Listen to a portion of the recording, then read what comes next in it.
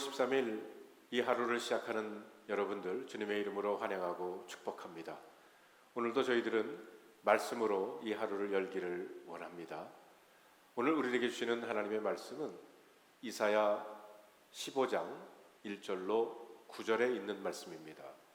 제가 세 번역으로 읽어보겠습니다. 이것은 모압을 두고 내리신 엄한 경고의 말씀이다. 알이 망하는 그 밤에 모압이 망한다. 길이 망하는 그 밤에 모압이 망한다. 바윗과 디몬 사람들이 산당에 올라가 통곡하고 모압 사람들이 느보와 베드바의 멸망을 보고 통곡한다. 모두 머리를 밀고 수염을 깎는다.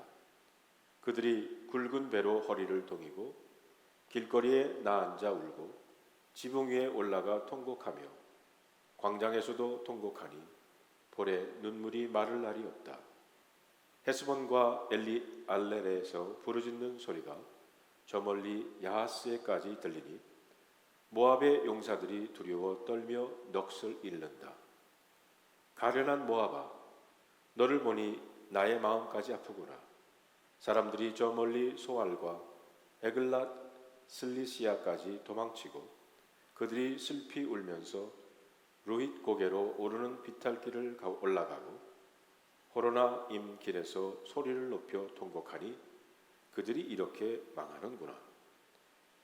니므림 샘들이 말라서 메마른 땅으로 바뀌고 풀이 시들고 초목이 모조리 사라지고 푸른 것이라고는 하나도 볼 수가 없구나.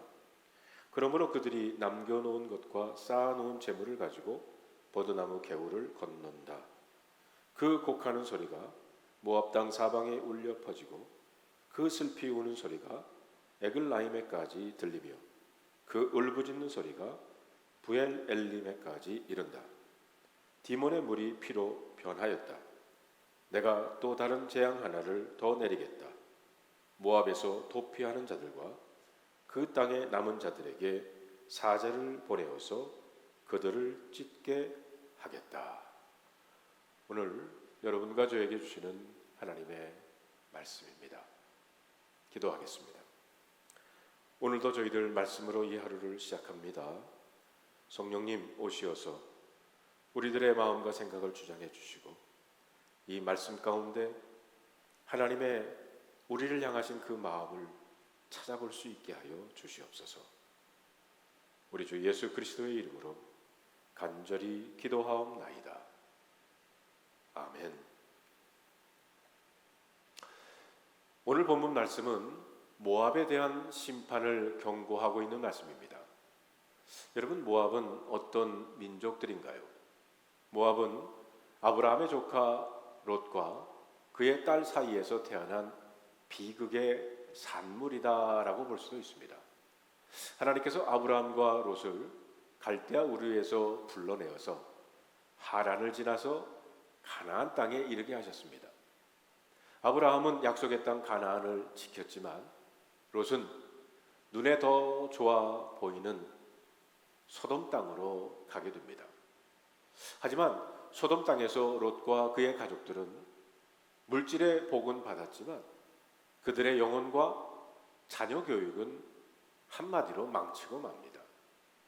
결국 하나님께서 타락한 소돔과 고모라를 심판하려 하실 때 롯과 가족은 아브라함의 중보 기도로 하나님의 은혜로 그곳을 가까스로 탈출을 하게 됩니다. 하지만 탈출하던 중에 롯의 아내는 뒤를 돌아보고 결국 소돔 기둥이 되고 맙니다. 롯과 그의 두 딸은 산으로 피신을 하게 되죠. 소돔과 고모라에서 롯의 두 딸은 세상의 음란함과 악한 것을 보았기 때문에 아버지에게 술을 먹이고 아버지를 통해서 자녀를 가지게 됩니다. 그렇게 낳은 자녀가 바로 모압과 암몬 자손의 조상이 된 겁니다. 자, 오늘 1절을 보면 이것은 모압을 두고 내리신 엄한 경고의 말씀이다. 알이 망하는 그 밤에 모압이 망한다. 길이 망하는 그 밤에 모압이 망한다라고 했습니다. 여기서 알은 모압의 수도이고요. 길은 모압에서 가장 견고한 요새 성이었습니다. 수도인 이 알은 모압 땅의 가장 북쪽에 있고요. 그리고 길은 가장 남쪽에 있는 도시였습니다. 하나님이 모압의 알과 길을 심판하시겠다고 하는 것은 수도부터 시작해서 견고한 요새까지, 그리고 북쪽에서부터 시작을 해서 남쪽까지 심판의 칼이 임할 것이라고 하는 경고의 말씀입니다. 자, 그런데 이 심판을 앞둔 모압의 태도는 어떻습니까? 7절을 보면 그러므로 그들이 남겨놓은 것과 쌓아놓은 재물을 가지고 버드나무 개울을 건넜다라고 했어요. 이 심판의 날에 그들은 재물을 가지고 지금 시내를 건넜습니다. 여러분, 누가 생각이 나십니까? 소돔과 고모라가 심판받을 때 그곳을 나오던 롯의 아내가 생각나지 않습니까? 소돔과 고모라가 불바다가 되고 그 땅이 하나님의 심판을 받는데 그 여인은 뒤를 돌아보지 말라고 했지만 그 불타는 도시를 돌아봐서 결국 소금 기둥이 되고 맙니다. 모압도 이와 다르지 않았습니다. 하나님의 심판을 받을 때 물질을 챙기고 버드나무 시내를 건너고 있는 겁니다. 이런 모압 백성들을 향한 하나님의 마음은 어떠했을까요? 그 애통하는 마음이 5절에 나옵니다. 5절을 우리 다 같이 한번 읽어볼까요? 가련한 모압아, 너를 보니 나의 마음까지 아프구나.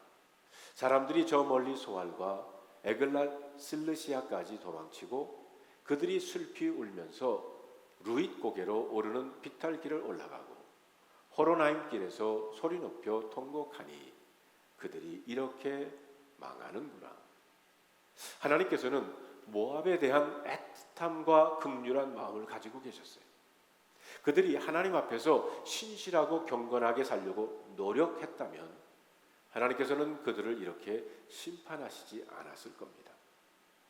너를 보니 나의 마음까지 아프구나. 왠지 자꾸 이 말이 뇌리를 스치면서 마음의 자리를 잡습니다. 혹시 하나님이 저를 보면서 너를 보니 나의 마음이 아프구나 하시는 것은 아닌지, 혹시 우리를 교회를 보면서 나의 마음이 아프구나, 혹시 우리 교단을 보면서 나의 마음이 아프구나, 혹시 우리들이 살고 있는 이 사회를 보면서 나의 마음이 아프구나 하는 것은 아닐지. 성도 여러분, 여러분들은 어떠십니까? 기도하겠습니다. 모압 백성을 향한 하나님의 마음, 애통하는 그 하나님의 마음을 본문을 통해서 읽을 수 있습니다. 그런데 우리를 향한 하나님의 마음도 이와 같은 것은 아닌지 우리를 되돌아보며 이제 사순절을 시작하면서 하나님, 저희들 주님의 말씀에 순종하며 말씀을 지켜나가는 우리와 우리 교회가 되게 해달라고 기도하는 우리 모두가 되게 하여 주시옵소서.